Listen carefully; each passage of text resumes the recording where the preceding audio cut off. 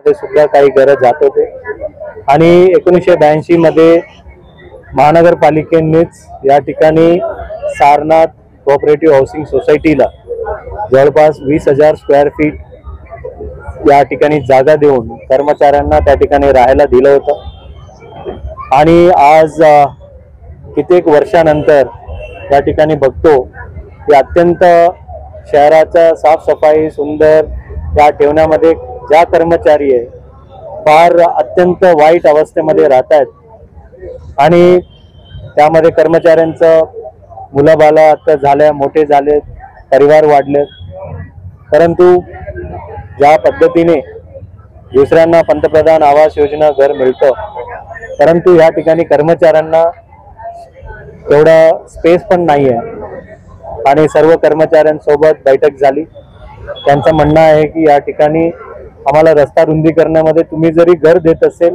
बाहेर देऊ नका इथंच द्या आणि इथं असलेले जे कर्मचारी वाईट अवस्थेमध्ये राहत आहेत परंतु त्यांना बहुमजली इमारती बांधून त्यामध्ये किमान 1 BHK फ्रीमध्ये बांधून दिला पाहिजे असे त्यांचा एकमुखाने त्या ठिकाणी ठराव त्यांनी पारित केला। आता आम्ही लगेच ते प्रक्रिया पूर्ण करून शहराला साफसफाई आणि सुंदर ठेवणारे जे कर्मचाऱ्यांचं त्यांच्या हक्काचं घर त्याच्या नावाचं घर इथंच मिळवता येईल अशा अनुषंगाने महानगरपालिका प्रयत्न इलिगल असेल तर त्याला किती तुम्ही काही मोर्चा काढले तरी काही फरक पडणार जो इलीगल है तो इलीगलच है जो कोणाचे असेल ते तोड़ला जाना 5,000 6,000 जो भी तोड़े हैं वो सब बिना परमिशन के। अगर वो परमिशन लिया रहता तो पैसे दिए रहते पैसे देते ना। कायदेशीर नोटिस ऑलरेडी दिया हुआ है और नोटिस अगर नोटिस दूंगा ना तो बहुत सारी इमारतें गिरी।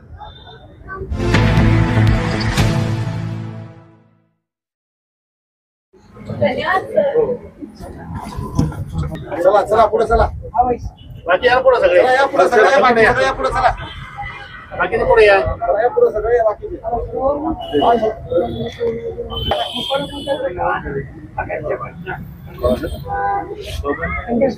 चला चला पुढे बाकी चला पुढे चला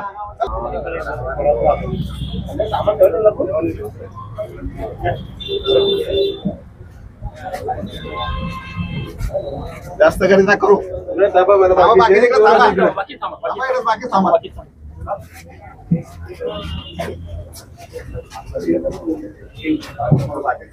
बाकी सगळे चला तुझी की बारी थांब तिथं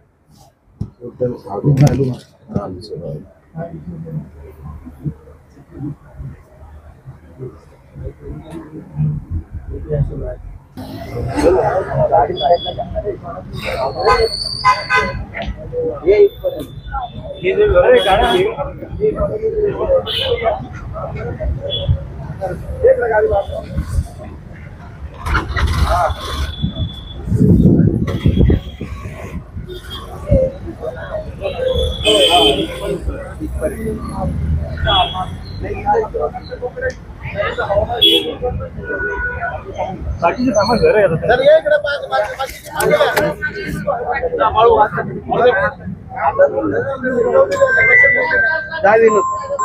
बाकीचे तटबंदी होती ती मग तो रस्ता बनवला तर मग हे अर्धा भाग इथे कट झाला आणि अर्धा भाग तिकडे कट झाला आणि हा रस्ता निघाला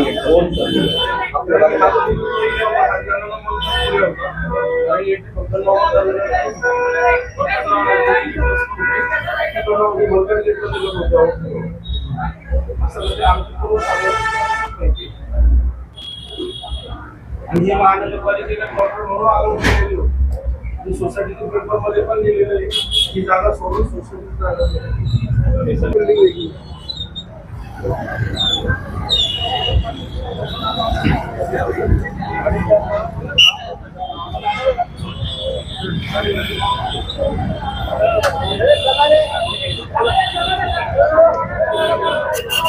अरे गाड़ी कुठे आहे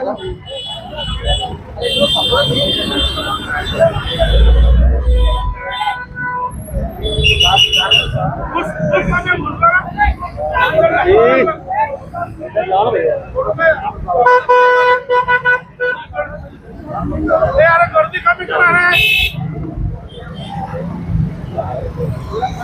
रे साइड चाल रे ट्रॉफिक बोला साइड चाल रे शिव कुठे साइड चाल ट्रॉफिक बोला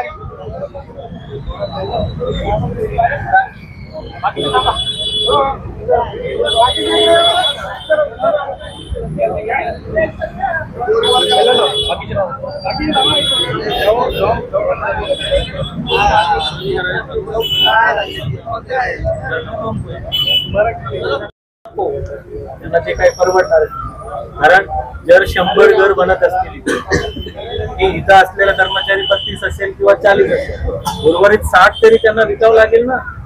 विकलं असेल तरच तुझ्या 32-40 घर फुकट बनतील. तो तशा काय मूर्ख असणार आहे का.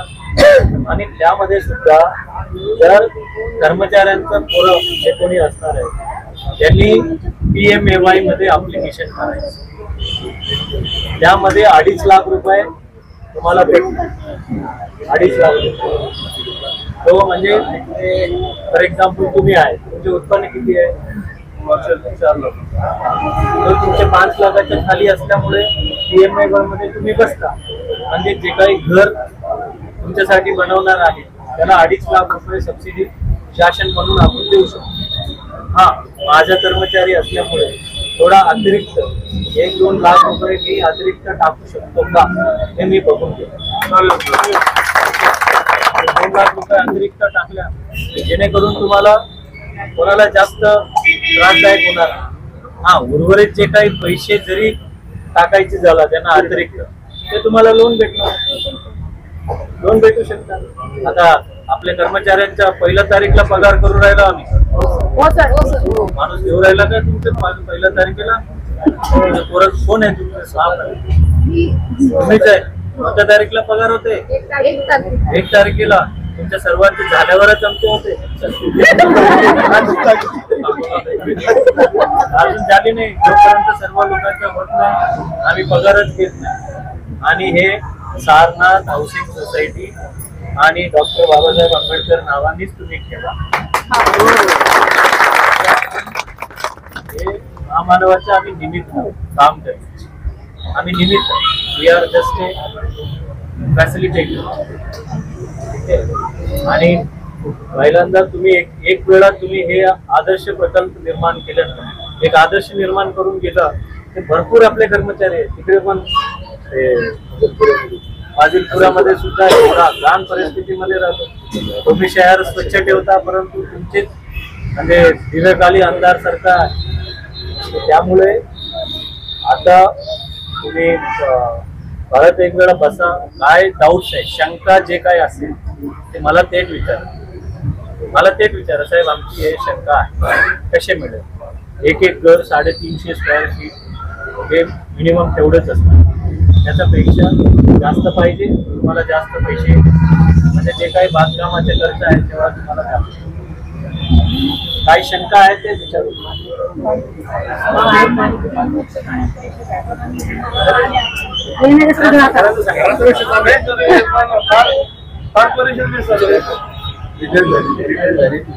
तीन वर्ष झालेली सर पेन्शन चालू आहे कोणी केलं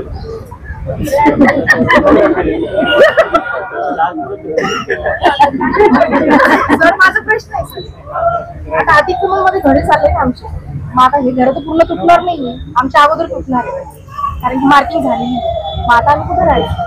जे काही ठरवायचे आपण 1 महिन्यात तुम्हाला जे घरच्या बदल्यात मी घर देऊ शकतो जाताल का? नाही नाही, तर तिथं नाही जाणार, आम्हाला इथेच पाहिजे. हा, तो मग जाऊ ना. मी पर्यायी जेवढा आहे मी राहायचं, तोडणार आहे. पर्यायी राहायचं. तोपर्यंत भाड्यानं राहतो. राहावं लागेल ना. नाही मग तेच ना, मग तोपर्यंत नाही सर, हे- कारण की अगोदर आमचं घर तुटणार आहे ना. हे तोडायच्या पूर्वी सगळी प्रक्रिया करा सर.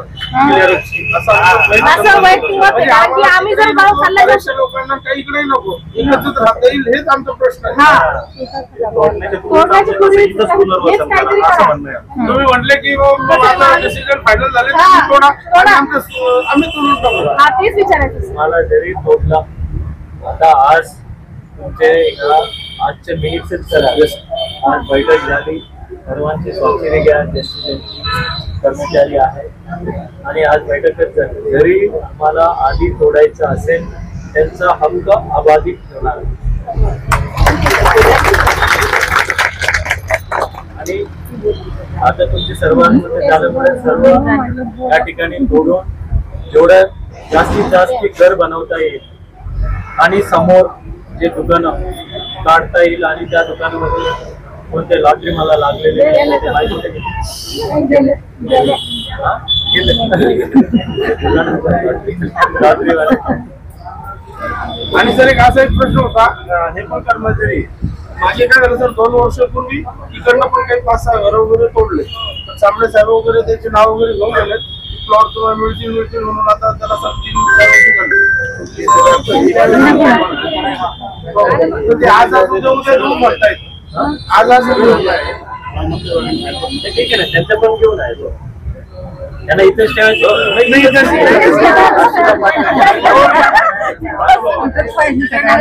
नाही इथेच कोणीच बाहेर जायला नको सर.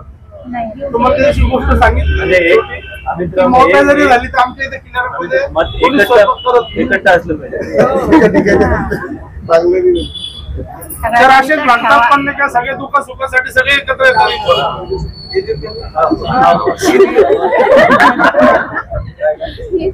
सुखादुखात कधी पण असे राखवे रुसवे ठेवतात पण दुःख सुख लागलं का सर सगळं पूर्ण किनारा घेतात आणि नातेवाईक ते सगळे शक्य होत. आता होऊन गेलं बसून बाहेर बाजूला कुठे घर नवीन घेणार आहे. जातात नाही सर, इच्छाच होत नाही कोणाची. मित्राच्या मम्मी कुठे जाते? मुंबई गेला. हे याची नातेवाईक आहे सर, काकांची. ठीक आहे, आता पक्का ना सगळेजण वर हातून सांगा पक्का आहे का?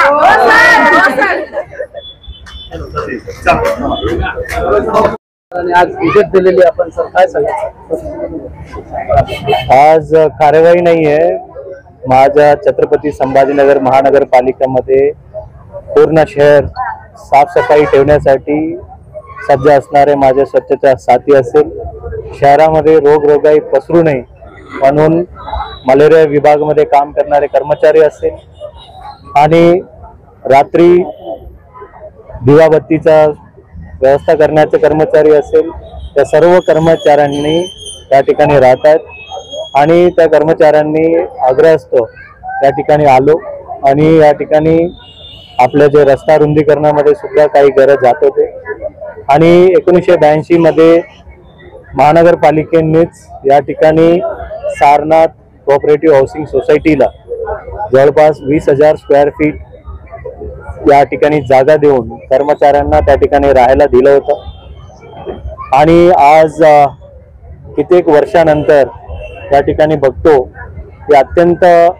शहराचा साफसफाई सुंदर या ठेवण्यामध्ये ज्या कर्मचारी आहे फार अत्यंत वाईट अवस्थेमध्ये राहत आहेत आणि त्यामध्ये कर्मचाऱ्यांचं मुलाबाला आता झाल्या, मोठे झाले, परिवार वाढले, परंतु ज्या पद्धतीने दुसऱ्यांना पंतप्रधान आवास योजना घर मिळतं परंतु या ठिकाणी कर्मचाऱ्यांना तेवढा स्पेस पण नाही आहे आणि सर्व कर्मचाऱ्यांसोबत बैठक झाली.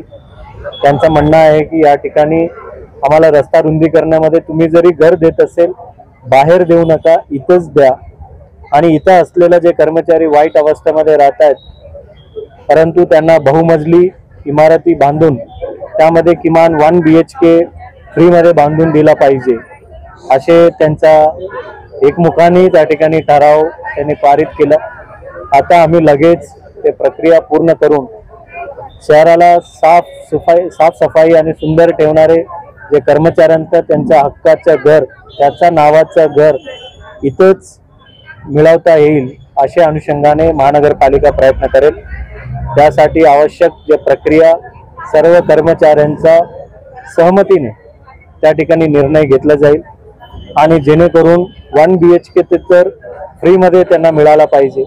जर अतिरिक्त जर घर पाहिजे असेल तर त्याला पैसे दिला पाहिजे असे या अनुषंगाने आज त्या ठिकाणी बैठक झाली आणि सर्व कर्मचारी यांचा मी घराघरामध्ये जाऊन, मी असेल, माझे महानगरपालिकेचं अतिरिक्त आयुक्त श्री नंदकुमार बोंबे साहेब असतील, ते सर्व लोकांनी आम्ही भेटी दिल्या, त्यांच्या समस्या जाणून घेतल्या, जेणेकरून त्यांचा हक्काचं घर स्वच्छ आणि सुंदर एक त्याचा हक्काचं घर निर्माण करण्यासाठी आम्ही प्रयत्न करणार आहोत. सर प्रत्येक ठिकाणी सर विरोध होतोय, काय सांगाल? कुठे विरोध होतो? सर शहरामध्ये आणखी काही कर्मचारी त्यांच्या सुद्धा वसती आहेत, त्यांना कुठे आहेत? बोलवा मला, फाजलपुरा म्हणा किंवा या भागामध्ये बोलवा त्या ठिकाणी त्यांनी, कारण हा आम्ही महानगरपालिकेने त्यांना जागा दिलं होतं. आता त्यांचे अधिकार आहेत, त्यांनी कशी राहायची आहे, काय राहायची. जर त्यांना आम्ही सहायता म्हणून आम्ही काम मदत करू शकतो, त्यांना मी जबरदस्ती करू शकत नाही. त्यामुळे त्यांना विचारलं तुम्हाला काय हवं आहे, त्यांनी हवं असतील त्या गोष्टी आपण कसे सपोर्ट करून करायची आम्ही प्रयत्नशील आहोत. तुम्ही म्हणता विरोध, कुठले कोणाचे विरोध आहे? सर उद्या एक आपल्या घरासमोर एक मोर्चा निघाला, त्याबद्दल तुमचं काय कसं बघतं सर? घरामध्ये आपण बघा, सरकारी निवासस्थाने असतात, सरकारी कार्यालय असतात, आमचे दप्तर ज्या वेळा उघडे असते त्यावेळेला सर्वांसाठी आव्हान की सर्वांनी यावं. तो आम्ही खूप शिष्टमंडळ सर्वांचे ऐकून घेतलं, तुम्ही त्याच्या साक्षी आहेत, सर्व लोक साक्षी आहेत. आणि ज्या वेळेला आमच्याकडे एखादा विषय घेऊन आला आणि तुमच्या बरोबर आहे का इलिगल आहे, इलिगल असेल तर त्याला किती तुम्ही काही मोर्चा काढले तरी काही फरक पडणार. जे इलिगल है तो इलिगलच है, ते कोणाचे असेल ते तोड़ला जाणार. एक मिनट सुन लीजिए, अभी नया नया जुम्मा हुआ तुमको, ये बहुत सीनियर है, ये उसका सवाल का प्रश्न का उत्तर देने हमारा दफ्तर तो पूरा खुला हुआ है. आप अपॉइंटमेंट लेके आइए, फिर जरूर हम आपकी प्रश्न सुनेंगे, आपका हर प्रश्न का उत्तर देने के हम प्रयास करेंगे. अगर जहाँ पे गलती हो रही होगी वहाँ पे गलती दुरुस्त करेंगे, क्योंकि इतने बड़ा कार्यवाही में हाँ हम मानते हैं एक आधा जगह पे हमारा नीचे के कर्मचारी शायद कुछ कम ज्यादा गलती किया होगा, उसका भरपाई भी देने की हम तैयारी है ना. लेकिन शहर विकास होना चाहिए, विकास होने के टाइम पे किसी का भी बेघर हो रहा होगा तो उसको पुनर्वसन करने का पहला दिन से आप ही का कवरेज है, उठा के देख लो. शायद आपके वीडियो 10 दिन का पहले आप देखते नहीं होंगे, लेकिन 10 दिन के पहले का वीडियो उठा के देखिए. तो हम तो जिसका घर जाएगा उसका पुनर्वसन करने का भी जिम्मेदारी हमने कॉरपोरेशन ने ली है, और जिसका 100% जमीन जारी होगी उसका मुबदला देने का भी हमने वादा किया है. लेकिन जगह तुम्हारी होगी, परमिशन लेके तुमने बांधकाम करनी चाहिए. आप भी जाके कवरेज कीजिए, कहाँ पे बांधकाम परमिशन लिया वाला कोई इमारत गिरा है क्या मैं पूछ रहा हूँ, आप गिरा है क्या? तो नहीं है तो फिर आप खुद ऐसा घुमा के बोलिए नहीं है करके. सर एक आखिरी सवाल सर, क्या मैसेज है? पहले घर तोड़ने से पहले मुबदला दिया जाता है, नहीं ऐसा नहीं है. लोग ज्यादा वो है. हाँ तो आप भी बहुत अच्छे से कवरेज कर रहे, गलत कवरेज कर रहे थे आप कल, हमने भी देखा. बट देखो आपकी जगह भी होगी, बांधकाम परमिशन लेके बांधकाम करनी चाहिए, नहीं तो फिर कॉर्पोरेशन कैसे चलाऊंगा मैं? बिना परमिशन के आप बांधकाम करेंगे और कोई भी डेवलपमेंट चार्जेस भी नहीं भरेंगे तो कॉर्पोरेशन कैसे चलाएंगे? कॉर्पोरेशन चलाने आपका सवाल, जिस आपका बोलना है कि मैं पैसे दूंगा, पर कब? जब आप गुंडेवारी भरेंगे और टैक्स भरेंगे, रेगुलराइज करेंगे प्रॉपर्टी की, तभी मैं पैसे दूंगा, जेब से मैं पैसे दूंगा नहीं. बिल्कुल तो सही है, सवाल मैंने उनको पूछा. तो सही है ना. देखिए कॉर्पोरेशन पैसा जो ये जनाब बांधकाम परमिशन के लिए पैसा देते हैं, जो जिसकी जमीन हम ले रहे होंगे तो उनका पैसा उनको देते हैं, क्योंकि वो रास्ता तो सभी के लिए इस्तेमाल होगी. नहीं तो बिना परमिशन के फिर सभी पूरे शहर में अगर बिना परमिशन से बांधकाम करेंगे, कैसे काम करूंगा मैं? कैसे मैं, ये सब मेरे कामगार है, उनको पगार कहाँ से दूंगा? ये भाई का इधर आओ, वो कहाँ गई? वो इधर आओ। उनका 3 साल से मैं उसका बकाया दे नहीं पाया, कहाँ से दूंगा मैं? अभी तकरीबन अभी तक अपने 5,000 6,000 जो भी तोड़े हैं वो सब बिना परमिशन के। अगर वो परमिशन लिया रहता तो पैसे दिए रहते, पैसे देते ना।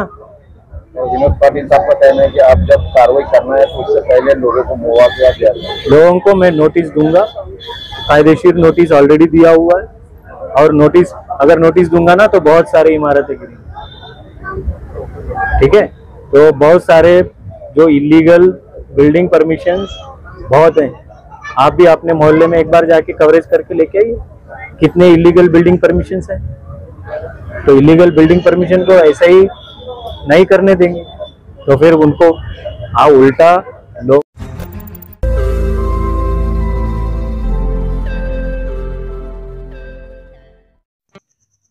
रोज नई खबरों को देखने के लिए हमारे औरंगाबाद समाचार चैनल को सब्सक्राइब कीजिए और नोटिफिकेशन पाने के लिए हमारे बेल आइकन को दबाइए ताकि हर खबर की नोटिफिकेशन आपको मिलती रहे।